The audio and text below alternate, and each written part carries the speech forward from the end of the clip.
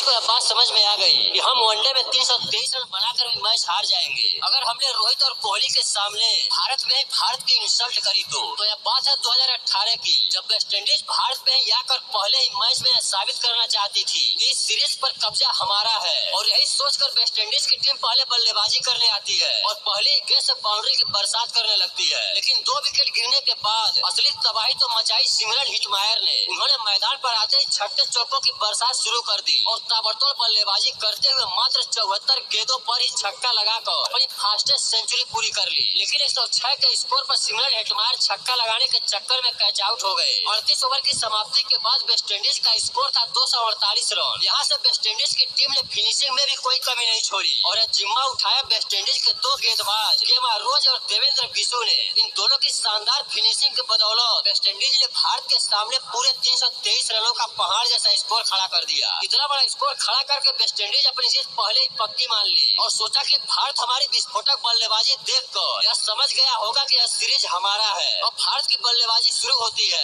रोहित शर्मा और शिखर धवन ओपनिंग करने आते हैं, लेकिन भारत की शुरुआत अच्छी नहीं होती है क्योंकि 19 के स्कोर पर ही शिखर धवन को ओशेन थॉमस ने क्लीन बोल्ड कर दिया, जिसे देखकर वेस्टइंडीज की खुशी का ठिकाना नहीं था। लेकिन उन्हें क्या पता था कि उनकी यह खुशी इस मैच की लास्ट खुशी बन जाएगी, क्योंकि अब मैदान पर आती है रोको की जोड़ी, जहां दोनों ही बल्लेबाज वेस्टइंडीज की नीयत को पहले ही जान जाते हैं कि वेस्टइंडीज हमें यह सीरीज याद रखवाना चाहती है। फिर रोको की जोड़ी ने ऐसा कॉम्बिनेशन बनाया जो बहुत दिनों के बाद देखने को मिला, क्योंकि विराट कोहली आते ही रन रेट सही करने के लिए चौकों छक्कों की बरसात कर देते हैं, लेकिन रोहित शर्मा विकेट रोकने के लिए बहुत ही संभली हुई बल्लेबाजी करते हैं। और अब विराट कोहली शानदार बल्लेबाजी करते हुए मात्र 37 गेंदों पर ही अपनी हाफ सेंचुरी पूरी कर लेते हैं। लेकिन उसके बाद विराट कोहली रुकने का नाम नहीं ले रहे थे। विराट तो अपना काम बखूबी कर रहे थे और अब बारी थी रोहित शर्मा की, जो कि वो भी अपना हाथ खोलना शुरू कर देते हैं। फिर देखते ही देखते हिटमैन 51 गेंदों पर अपनी 50 पूरी कर लेते हैं। उसके बाद 50 पूरी करने के बाद अब दोनों ही बल्लेबाज और भी विस्फोटक अंदाज में बल्लेबाजी करने लगते हैं। विराट कोहली मात्र 88 गेंदों पर ही चौका लगाकर अपनी सेंचुरी कंप्लीट कर लेते हैं और दूसरी तरफ रोहित शर्मा तो